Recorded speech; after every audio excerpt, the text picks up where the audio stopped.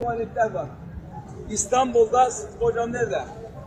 Kayser Hoca var hocam. Kayser Bildik Hoca. Belki tanımışsın. Alim bir insan. Kendisi aslen Bitlis kökenli. O anlattı bana. Bu tuvaletin önünde ben diyor buradan geçiyorum diyor. Baktım 4 tane polis bekliyorlar. Oradan diyor bir adam çıktı, hemen atladılar üzerine.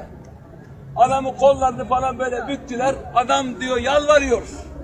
Ne olursunuz, ben dilenci değilim. Ben hırsız değilim. Şöyle böyle falan. Ben diyor böyle bir yüzüne baktım, tanıdım diyor. Nereden tanıdım? Resulullah'ın huzurunda ağlarken devamlı gördüğüm Arnavut genç. 35-36 yaşlarında diyor. Sarı, böyle az da burada sakalı da var böyle. Burası köse. Ben diyor dedim ki ya bu adam bir şey yok. Ne yapıyorsunuz? Suçu ne? Sen karışma Türk. Sen karışma. Ama ne suçu var bu adam, hırsız mı? Hayır. Bu adam 6 senedir burada Medine'de kaçak kalıyor. Biz onu yakalayıp Arnavutluğa göndermek istiyoruz. Her defasında Peygamberimizin yanına içeriye kaçıyor. İçeride kovalayamıyoruz. 6 senedir bunu kovalıyoruz. Şimdi ne yapacaksınız? Şimdi alıp onu uçağa bindirip Arnavutluğa göndereceğiz. Sonra diyor delikanlı nasıl ağlıyor? Ne olursunuz? Bakın ben hırsızlık yapmıyorum. Ben dilencilik yapmıyorum. Ben Resulullah'ı sevdiğim için buradayım. Hayır demişler, olmaz falan. Tamam diyor, böyle bu şekilde tutmuşlar. Demiş benim yüzümü çevirin, peygamberimize bir şey diyeyim. Buradan diyor çevirdiler Yeşil Kubbe'ye, dalga geçer gibi. Hadi ne diyeceksen söyle peygambere dediler. Delikanlı diyor Yeşil Kubbe'ye baktı, Arapçada öğrenmiş.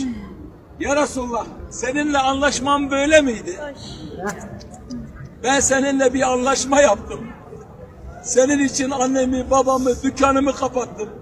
Buraya kadar geldim ve sana söz verdim, komşu olacağım. Ama bak bunlar engel oluyor ya Resulullah.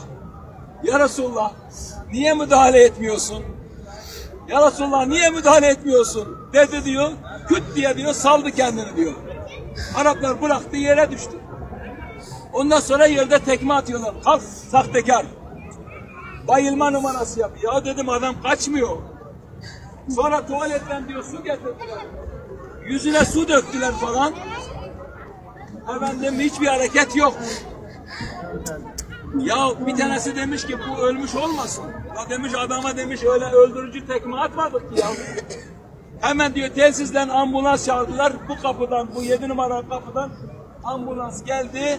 Adamın şah damarına baktı, nabzına baktı. Dedi ki bu adam 15 dakika önce ölmüş dedi. Ve diyor polisler oturdu, nasıl ağlıyorlar biliyor musun?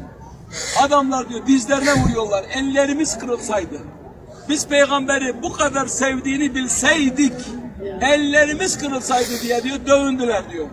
Sonra ambulans aldı, Cennet-ül Baki'nin oraya götürdü, yıkadılar. Ben takip ettim bizzat. Dedim cenazesini taşıyayım diye.